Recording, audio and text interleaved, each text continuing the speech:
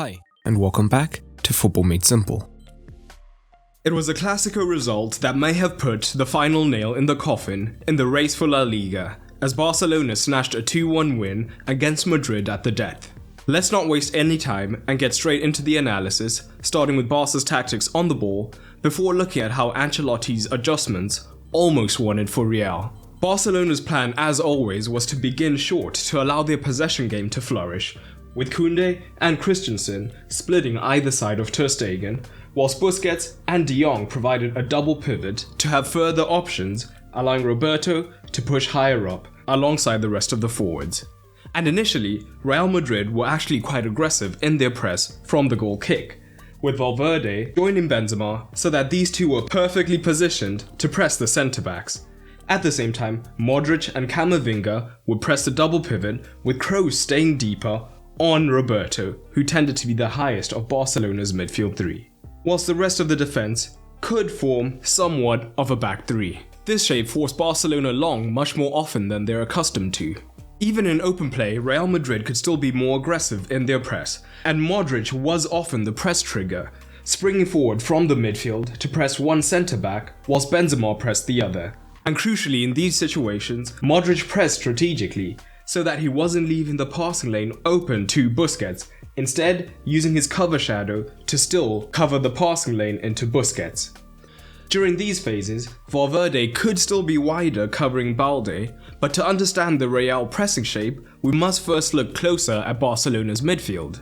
If you've watched Barcelona enough, you know that whenever Xavi starts on the left wing, he's only there on paper really, and instead he looks to tuck into the midfield to create a box. And this would have been bad enough against a midfield 3, as it would still have been a 4 versus 3, but with Modric high, that could now potentially be a 4 versus 2 that Barcelona could really exploit.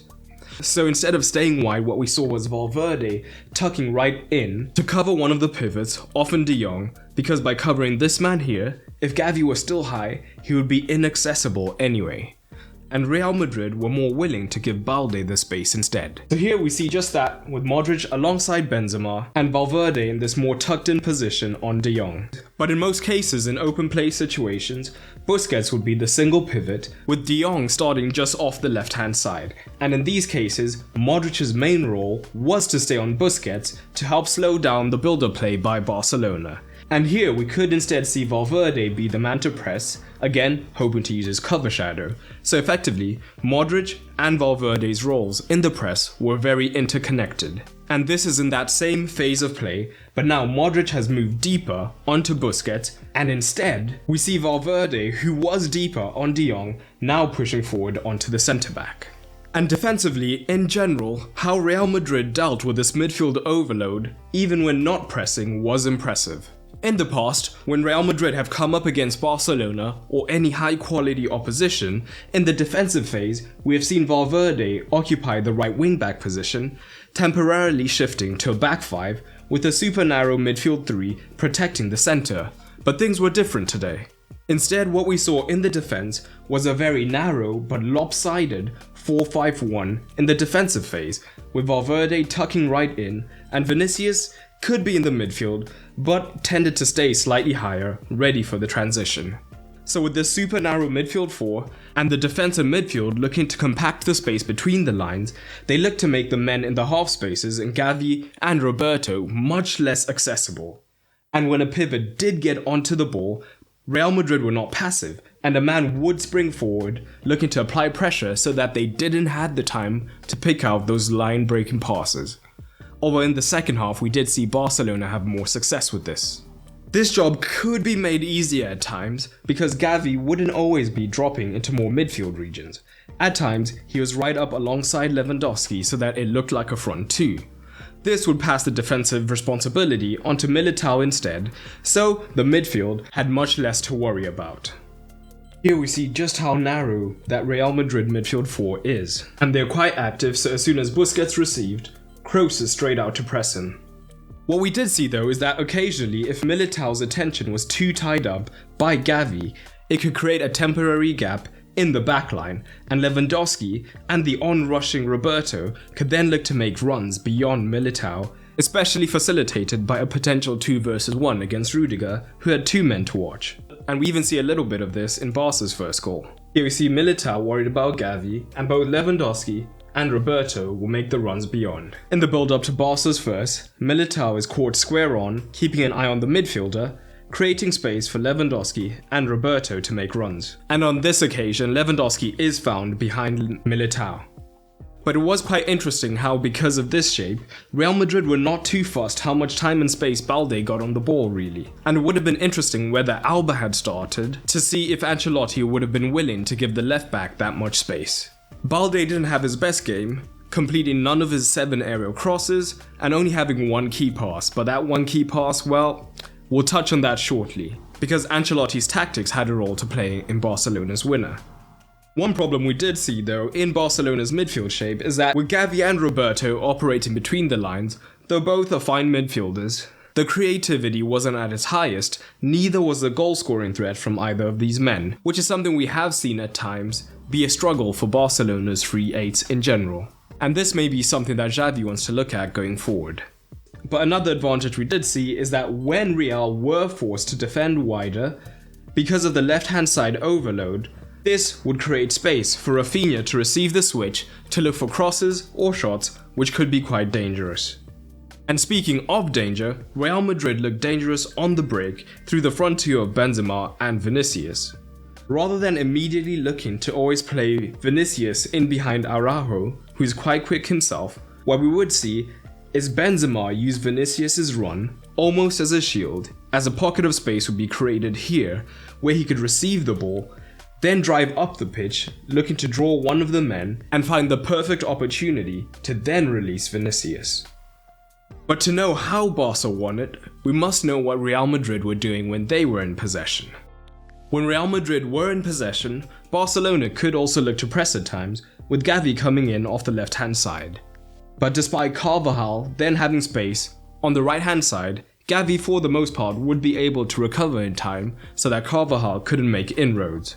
But most of the action came down the left-hand side for Real Madrid, naturally looking to create 1v1s between Araujo and Vinicius. And this was an interesting battle, with Araujo sometimes coming out on top, but Vinicius having his fair share of successes as well. But perhaps just as important as the 1v1 was how Real Madrid looked to create them, or what they did just beyond a 1 versus 1. Barcelona could initially pick up Real Madrid's midfield man-to-man, so what we would see occasionally is Nacho inverting, drawing in Rafinha, and creating momentary space for Kroos to drop into, and due to Vinicius' pace, Araujo wouldn't be pressing Kroos either. But something that perhaps did not work well for Real Madrid was that at times, Nacho and Kroos would both be deep in this left-hand side space, because although we've seen in recent weeks that Nacho can maraud forward, perhaps cautious of Rafinha's pace on the counter-attack, he tended to stay deeper. So there's a potential 1v1 here, which is good, but both Nacho and Kroos are deep on the left. I mention this because some of Real's finest moments came when they were able to have 2v1s in these regions, either through Nacho overlapping and then receiving the pass from Vinicius, or when Vinicius drove in central, this would then create space for the man wider, and this was an additional threat to just the dribbling threat of Vinicius. And these additional wide numbers are something that we see in the build-up to the goal, because we now have Nacho wide in the 1v1, much like Vinicius was, but this time there's an additional runner to actually exploit the space behind Araujo, allowing Real Madrid to get into the box and eventually create the goal. Perhaps this need for additional attacking thrust down the left-hand side is part of the reason that Ferland Mendy came on for Nacho. But what was interesting is that with Rodrigo also coming on, we saw Ancelotti switch to something of a midfield diamond, which was quite variable as Valverde could also stay wide to make it a 4-2-3-1. But in general, it now meant that there was more attacking responsibility on the fullbacks who had to now act more like wingbacks. This pseudo-diamond also allowed them to have a 4 versus 4 when they were defending against Barcelona's very narrow midfield 4 as we've discussed. And it even contributes to the disallowed goal. So when Asensio came on, it became more of a box than a diamond, with he and Rodrigo often in the half spaces, with Ceballos and Tchouaméni forming the double pivot. But here again we see the benefit of having more than one man wide, as Araujo is drawn towards Vinicius, and Rodrigo then had the space to exploit. And Carvajal, in his more attacking position, gets high up to make the assist. But for Barcelona's winner, we saw the flip side of this. Again, we see that midfield four being slightly narrower, and Carvajal, having more owners to provide with, was higher up the pitch. And this now makes the presence of both Balde and Lewandowski, who's rotated with Fati, much more dangerous. So on this occasion, Carvajal can't get back, so Militao is dragged out, allowing Balde to have space. And this was the one key pass that Balde truly made count, leading to the winner. Xavi remains on course to win La Liga fairly comfortably, with many highs and also periods of his tenure where the football could be somewhat stagnant. But Barca fans, I want to know how you rate Xavi's tenure so far. Real Madrid, on the other hand, still have the Champions League and Cup to play for this season. For the manager tactical score, this match could really have gone either way. So Xavi earns a 6.5 whilst Ancelotti gets a 6. But drop your ratings down below. I hope you enjoyed this video, and if you did, you might enjoy the content available on my Patreon. Not only does Patreon help to support the continued production of content, as I am a one-man team, but it also gives you early access to videos that will come on the channel. You'll also get exclusive videos, get to vote on polls, and so much more. And it's cheaper than ever, no longer having a tier system, so everyone on the Patreon gets access to all the content. So head over to patreon.com/footballmadesimple to check it out. And a special thanks to my latest patrons, like Wissal, Bodybuy, Twiller Kaufman, and Frimmer Linde. But that's all for today, and remember, keep it simple.